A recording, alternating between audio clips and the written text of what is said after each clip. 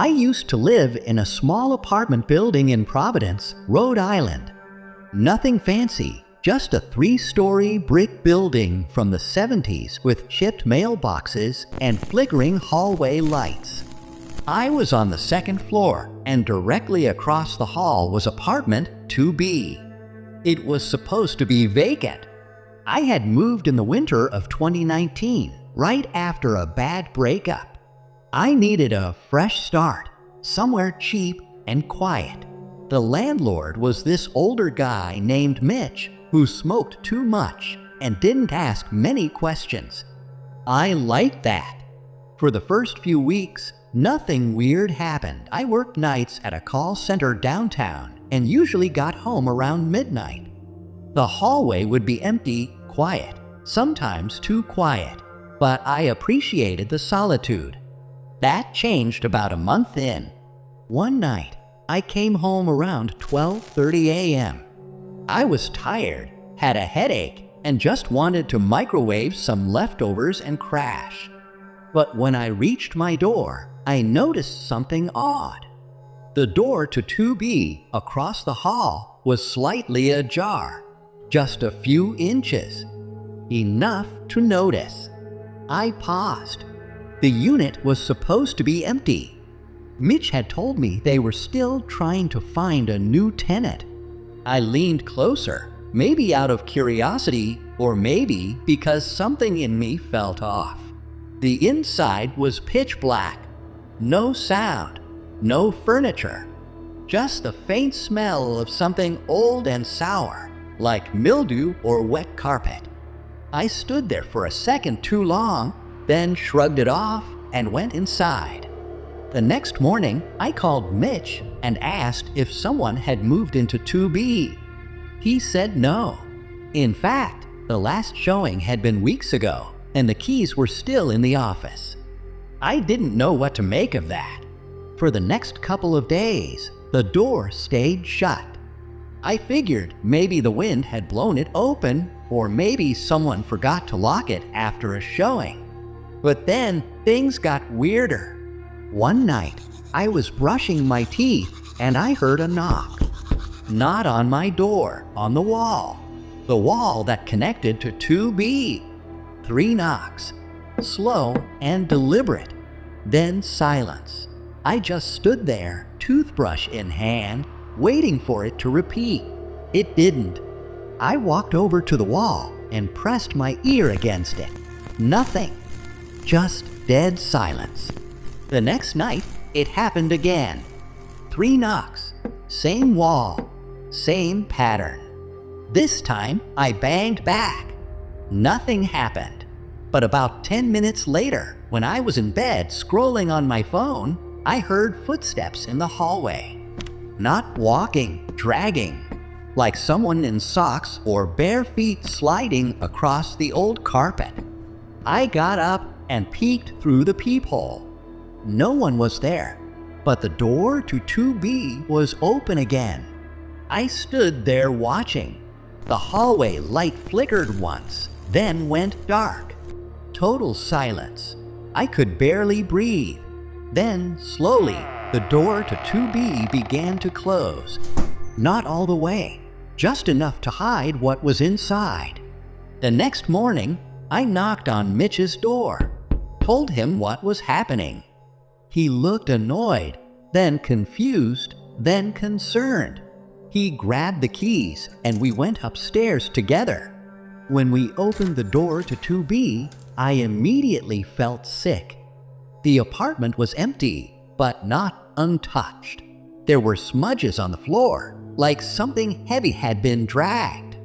In the back room, the closet door was open, and inside were dozens of deep scratches on the drywall, like someone had been clawing to get out. That night, I stayed at a friend's place. The following day, Mitch called me, said he changed the locks and sealed the place up until someone could inspect it. He tried to laugh it off, saying the building's just old and creaky. I wanted to believe that. I came back 2 days later, and everything seemed normal again, until I went to sleep. Around 2 a.m., I woke up to soft scratching sounds on my front door. Not knocking, scratching. Long, slow scratches. I grabbed a kitchen knife and crept toward the door. I looked through the peephole. No one was there. But across the hall, the door to 2B was wide open. I couldn't see inside, just darkness. Then, someone stepped into view. A figure, barely visible in the low light, standing inside 2B, facing me. I couldn't see a face, but they were still, completely still, as if they had been standing there the whole time waiting. I blinked. They were gone. I slammed my door shut and didn't sleep for the rest of the night. I moved out the next week. Mitch didn't argue. He just said, "You're not the first." I don't know what lives in 2B or if it's even human. But sometimes, in the middle of the night, I still dream of a door slowly creaking open across the hall, and someone standing in the dark, watching me.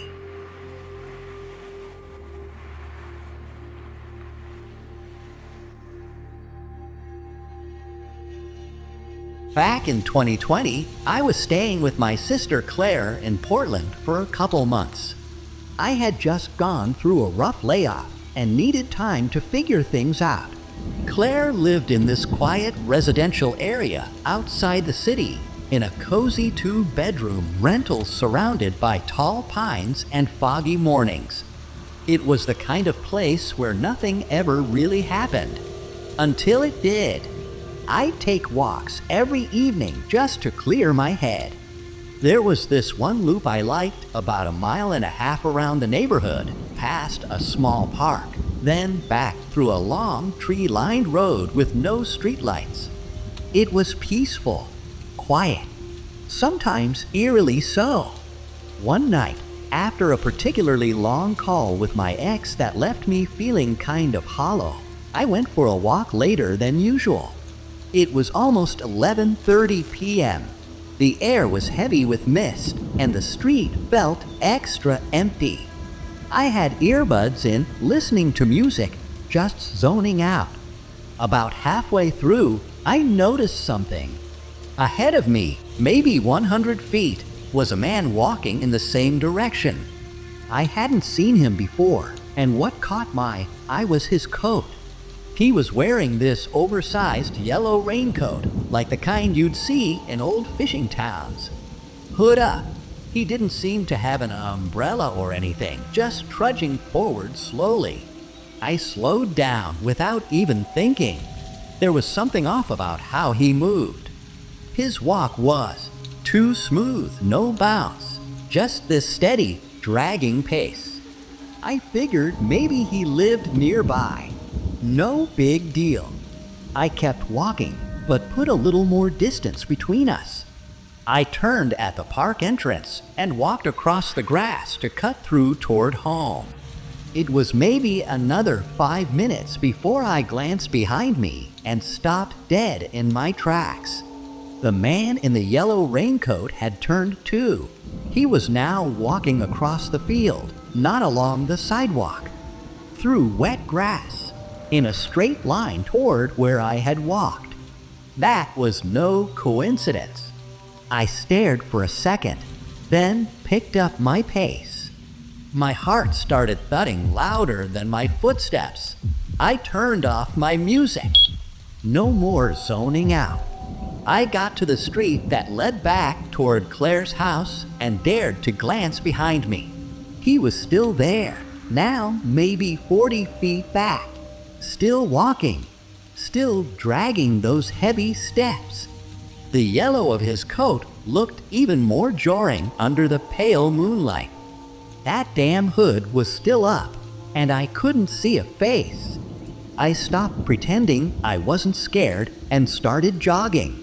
When I reached the front porch, I scrambled for the key.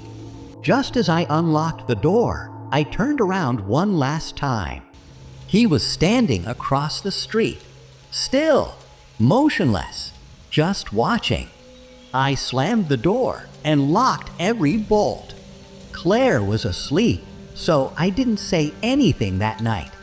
I told myself maybe he was just another late-night walker, but something told me, no, he was following me. The next night, I didn't go for a walk. I didn't even go near the front window, but just past midnight, I peeked out anyway. He was there, across the street, standing beneath the lamppost. Same coat, same posture, same distance, just watching. I dropped the curtain and barely slept. This went on for 3 more nights, always the same. He never came to the door, never moved closer, just stood there like a statue in yellow. On the 5th night, I broke. I told Claire everything. At first, she laughed, thought I was joking. But when she looked out the window and saw him standing across the street again, her face drained of color. She called the non-emergency police line and reported a suspicious person. Officers came by, took a statement, even walked outside. But he was gone. We installed cameras the next day. That night, we waited. The cameras picked up nothing. He didn't show. Not at the usual time, not even an hour later. For the first time in a week, I slept. The next morning, Claire left for work early. I was in the kitchen making coffee when I glanced at the back door and froze. Something was taped to the glass. A Polaroid. I opened the door and pulled it free. The picture was grainy but unmistakable. It was a photo of me sleeping in bed. I couldn't breathe. I couldn't move. My coffee mug dropped to the floor and shattered. That photo was taken inside the house. I left that day, packed a suitcase, and stayed at a friend's place until I could fly back home. The cameras? They never caught anything. Not him. Not anyone entering or leaving. Somehow, he got close enough to take a photo of me sleeping and left it taped to our door without triggering a single alert. To this day, I don't know how he got inside or if he ever left. Sometimes, I'll still see flashes of yellow out of the corner of my eye. In crowds, on sidewalks, at the edge of a parking lot. And when I do, I don't stop to check. I just keep walking.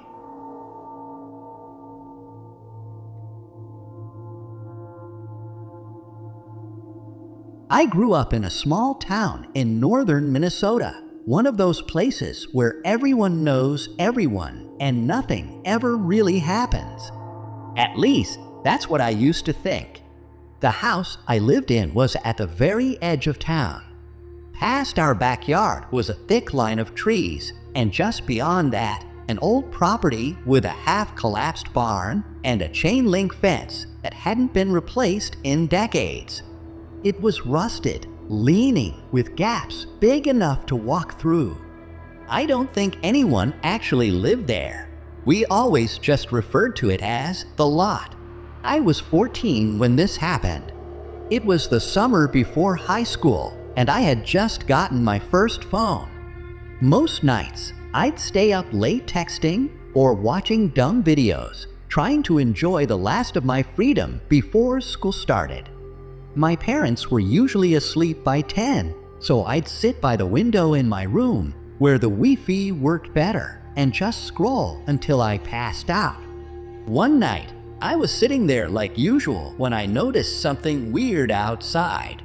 There was a light, faint, flickering, like someone walking with a flashlight near the edge of the woods. I thought maybe it was a neighbor. Maybe someone had lost a dog or was out walking late.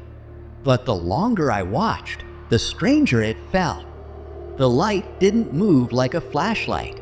It would disappear, then flicker on again a few feet away, almost like it was intentionally dodging trees. I kept staring. Eventually, the light stopped, right by the fence. And then I saw him. There was a man standing just behind the fence line, half hidden in the trees. No flashlight now, just standing there, looking toward my house. No movement, no sound, just watching. I backed away from the window, heart pounding. I didn't wake up my parents. I don't even know why. I think I was afraid they'd brush it off. Maybe I wanted to believe I imagined it. But the next night, he was there again. Same place, same time. Only this time, he was closer, just past the old swing set in our backyard.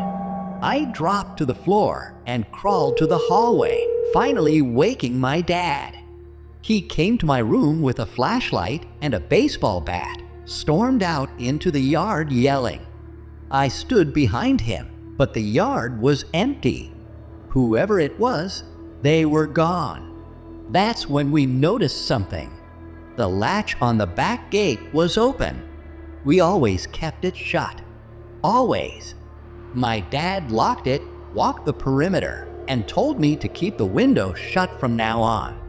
He tried to make a joke about creepy deer and told me to go to bed. I didn't sleep. The next morning, I checked the yard. Nothing was out of place except the swing. It was slightly tilted, like someone had brushed it while passing by. Over the next week, it kept happening. Every night, I'd see him, never moving fast, just watching. Sometimes behind the tree line, sometimes right at the fence. Once, right by the shed, maybe 20 feet from my window. He never got closer than that, but he never left either. I started keeping a log, dates, times, where he stood. And then, one night, he didn't show up. Not behind the trees, not at the fence, not anywhere. For a moment, I felt relief, until I heard the noise, creaking, from inside the house, like someone stepping on the floorboards in the hallway just outside my room. I froze, listened. It creaked again, closer now, just outside my door. Then it stopped. I held my breath, didn't move. Finally, I managed to whisper, "Dad?" No answer. I waited, then got up, reached for the door, and opened it slowly. There was no one there, but down the hallway, I could see the back door, wide open. The latch was broken, splintered wood where the lock had been. I screamed. My parents came running. My dad searched the house top to bottom with a knife in one hand and his phone in the other. But the man, whoever he was gone again. The police came, took a statement, said it was probably a vagrant or someone passing through. But they didn't find any footprints, no signs of forced entry, nothing. We moved 2 weeks later. To this day, I don't know who he was or what he wanted. But sometimes, when I'm back in my hometown visiting relatives, I'll drive by that old lot. The collapsed barn is still there. So is the fence, still rusted, still bent. And sometimes, just for a second, I swear I see movement behind it. Not fast, not loud, just watching.